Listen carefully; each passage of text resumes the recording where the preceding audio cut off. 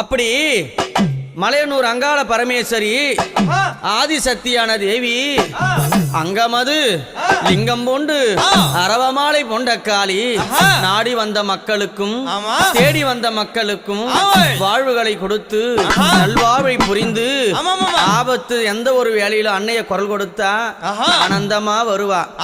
தீங்கது செய்யாமல் திமிராம பேசாமல் அவளை ஏதளப்பம் செய்யாது இருந்தான்னா அவகிட்ட எல்லா உத்தரவும் நடக்கும்.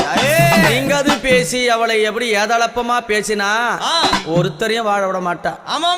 நம்பியவருக்கு தெய்வம் அங்காளி.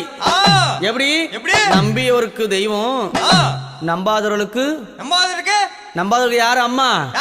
நம்பாதவர்களுக்கு அவளே மகா பெரிய பிசாசாவா.